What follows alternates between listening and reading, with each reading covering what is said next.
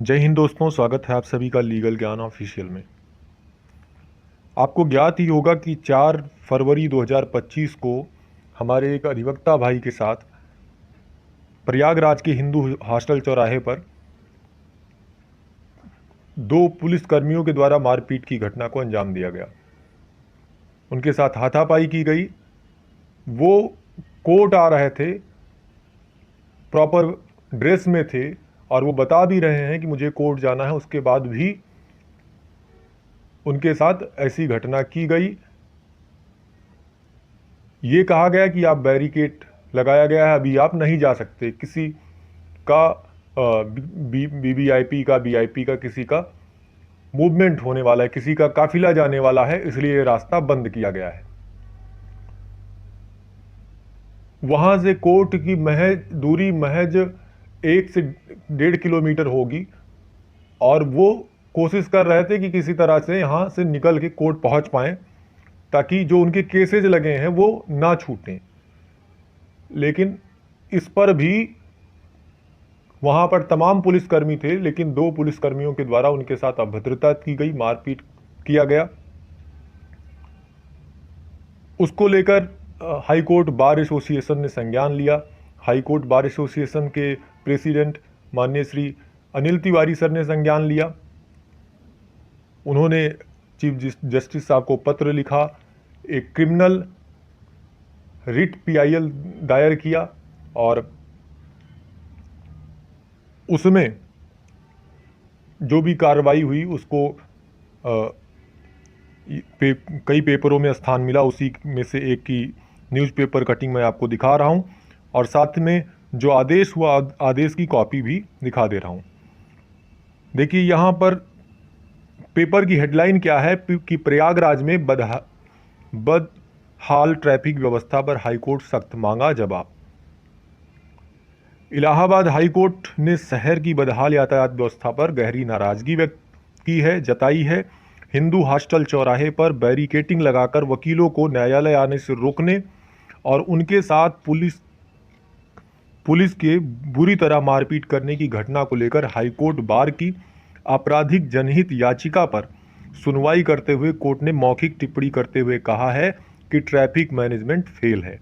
Court ने कहा, जगह जगह पर लगाए गए बैरिकेटिंग पर भी सवाल उठाया।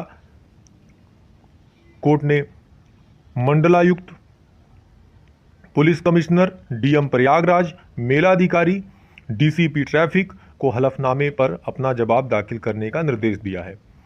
अपर महाधिवक्ता मनीष गोयल से कोर्ट ने कहा कि सरकार वकीलों से मारपीट की घटना की निष्पक्ष जांच कराए। जांच डीसीपी स्तर के अधिकारी से कराई जाए। यह भी बताया जाए कि ऐसी घटनाओं की पुनरावृत्ति रोकने के लिए क्या कदम उठाए जाएंगे।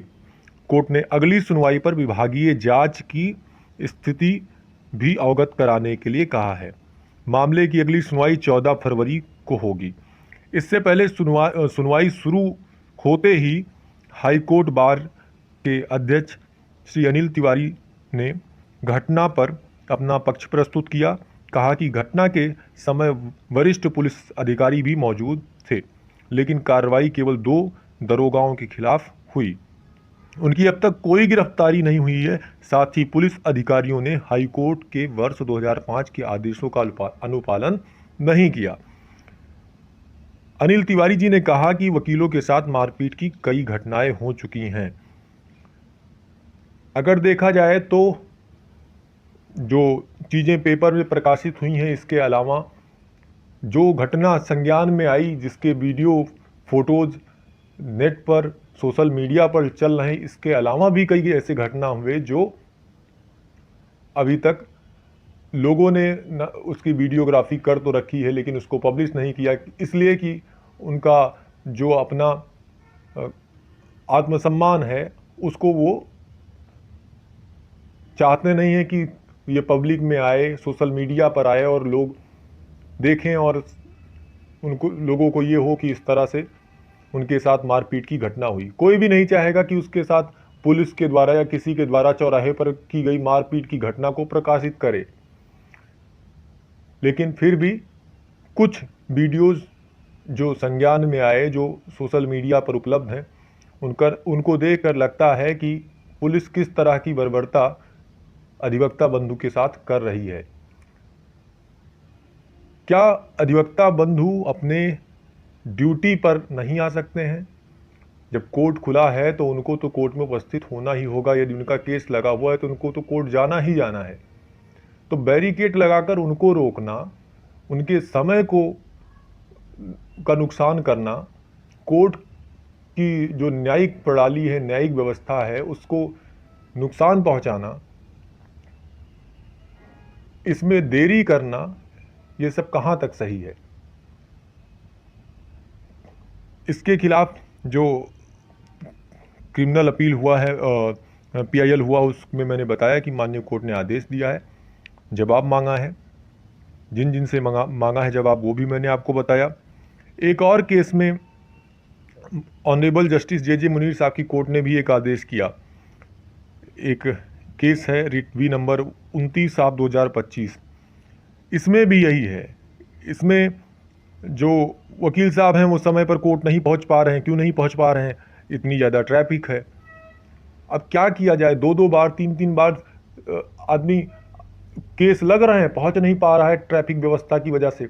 अगर वो किसी तरह निकलना चाह रहा है, बात करके निकलना चाह रहा है, तो जो वहाँ पर उपस्थित सुरक्षाकर्मी हैं वही अभद्रता कर रहे हैं, लड़ाई झगड़े की स्थिति उत्पन्न कर रहे हैं। पूछने पर, कहने पर वो कहते हैं कि आप बर्बरता कर रहे हैं।